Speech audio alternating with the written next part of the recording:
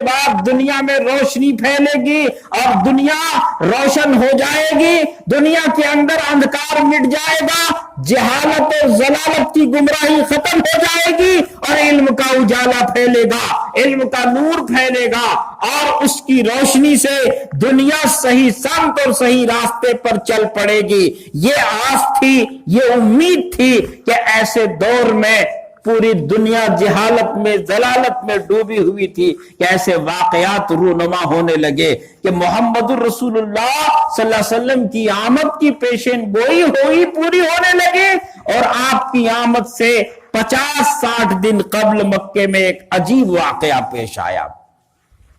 یہ واقعہ ایسا پیش آیا کہ جس کو آپ حضرات جانتے ہیں، آپ نے سنا ہوگا، مکہ مکرمہ جس کی تعمیر حضرت ابراہیم علیہ السلام نے کی تھی، اور حضور نے فرمایا کہ میں اپنے باپ ابراہیم علیہ السلام کی دعاؤں کا ثمرہ ہوں اور نوید عیسیٰ ہوں، یعنی ابراہیم کی دعا اور حضرت عیسیٰ کی بشارت ہوں۔ مولانا علی نے کہا، ہوئے پہلوے آمنہ سے ہوئے دا، دعائے خلیل نوید مسیحا۔ حضرت آمنہ کی گود میں جو بچہ آیا ہے یہ ابراہیم خلیل کی دعا ہے اور عیسیٰ علیہ السلام کی بشارت ہے۔ یہ پیغمبر، یہ رسول، یہ نبی جو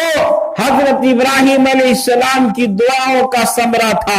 ابراہیم علیہ السلام نے بیت اللہ کی تعمیر فرمائی اور آپ نے بیت اللہ کی تعمیر کے بعد یہ دعا کیا، پروردگار ربنا وبعث فیہم رسولا منہم، اے مولا کریم تیرے حکم سے ہم نے بیت اللہ کو تعمیر کر دیا، تیرا گھر بنا دیا ہے، اب اس کا آباد کرنے والا بھیج دے، یعنی بیت اللہ تعمیر ہوا، محمد الرسول اللہ بھیج دے۔ بیت اللہ کو ہم نے تعمیر کیا، اس کا آباد کرنے والا بھیج دے۔ تو چنانچہ ابراہیم علیہ السلام کی دعاؤں کی برکت سے اللہ رب العزت نے حضرت محمد الرسول اللہ صلی اللہ علیہ وسلم کو پیدا فرمایا۔ آپ صلی اللہ علیہ وسلم کی آمد سے پہلے اللہ رب العزت نے کائنات کو سجایا اور سنوارا، اور تمام کائنات کو اس طرح سے بنا دیا گیا کہ حضرت محمد الرسول اللہ صلی اللہ علیہ وسلم کی آمد سے پہلے تمام انبیاء علیہ السلام کو بھیج کر کے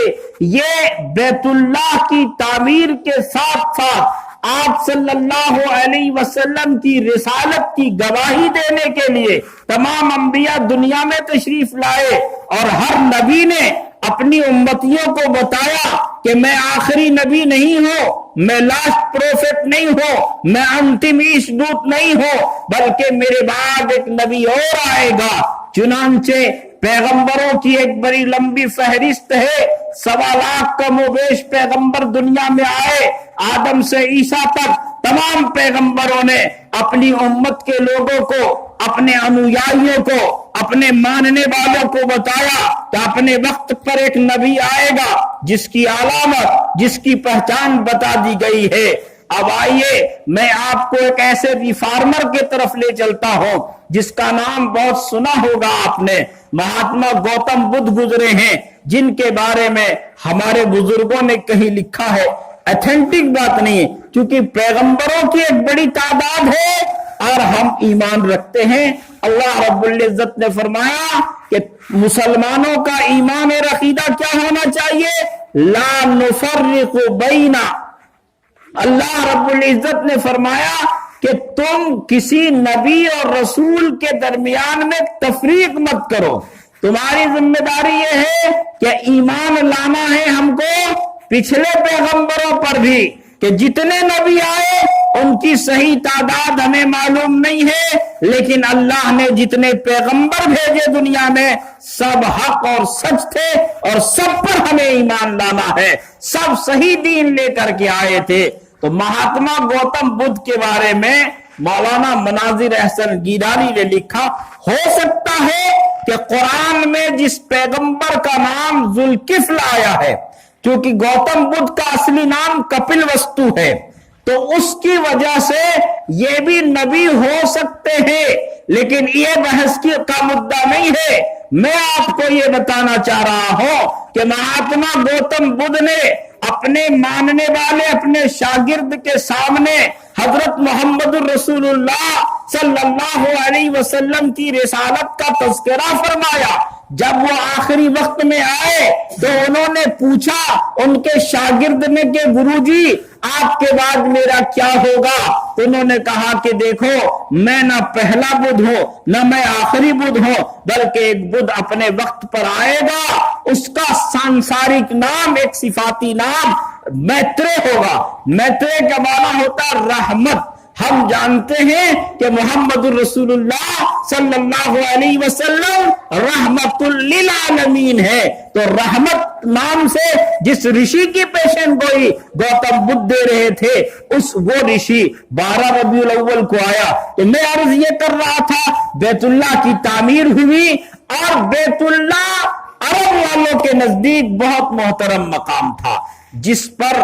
تمام عرب کے لوگ خصوصاً مکے میں رہنے والے لوگ بیت اللہ کے لیے تو اپنی جان نچھاور کرنے کو تیار رہتے تھے۔ اور ایک زمانے سے ابراہیم علیہ السلام سے لے کر اب تک، اس وقت تک بیت اللہ احترام کی جگہ تھی، لیکن ایک صاحب نے، ایک یمن کے گورنر نے، ابرہہ نے اس کے مقابلے میں ایک عمارت بنائی۔ وقت نہیں ہے کہ میں تفصیل بتاؤں، اور اس عمارت کی بعد اس نے بیت اللہ کو ڈھانے کا ارادہ کیا، اور وہ آیا۔ اللہ رب العزت نے اپنے حرم کی، اپنے بیت اللہ کی کن چیزوں سے حفاظت فرمائی؟ بہت زیادہ فوج اکٹھی کی گئی۔ اللہ کی قدرت یہ ہے کہ اللہ رب العزت جب چاہتا ہے تو لنگڑے مچھر کے ذریعے پھر نمرود کے غرور سر کو چکنا چور کر دیتا ہے۔ اللہ چاہتا ہے تو اپنے معمولی سی مخلوق کے ذریعے سے ہاتھیوں کے فوج کو زیر کر دیتا ہے۔ اللہ تو قدرت والا ہے۔ حضور کی آمد سے 50 دن پہلے یہ فیل کا واقعہ پیش آیا، اسی لیے تاریخ نے لکھا کہ جناب محمد الرسول اللہ صلی اللہ علیہ وسلم 12 تاریخ کو ربیع الاول کے مہینے میں اور 22 اپریل 571 عیسوی کو جیٹھ کی پہلی تاریخ کو بکرمی عیسوی میں، اور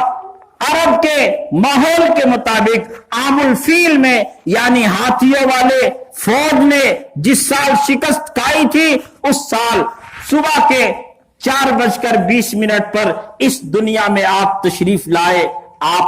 لائے تو دنیا میں رونق آ گئی، بہار آ گئی، اس لیے کہ وہ نبی آیا جس کا انتظار دنیا کر رہی تھی، سنسار کے لوگ کر رہے تھے، جس کی آمد سے دنیا میں ایک نیا انقلاب آیا ہے۔ آپ پیدا ہوئے تو آپ کے پیدا ہوتے ہی کسرا کے محل کے کنگرے اور اس کے برج گر گئے، اور آپ صلی اللہ علیہ وسلم پیدا ہوئے تو دریائے ساوی کا پانی خشک ہو گیا۔ آپ پیدا ہوئے تو ایران میں جلنے والی آگ جو 1000 سال سے مسلسل جل رہی تھی، حضور کے پیدا ہوتے ہی وہ آگ ایک دم بجھ گئی۔ وہاں لکڑی ڈالنے والے لوگ اور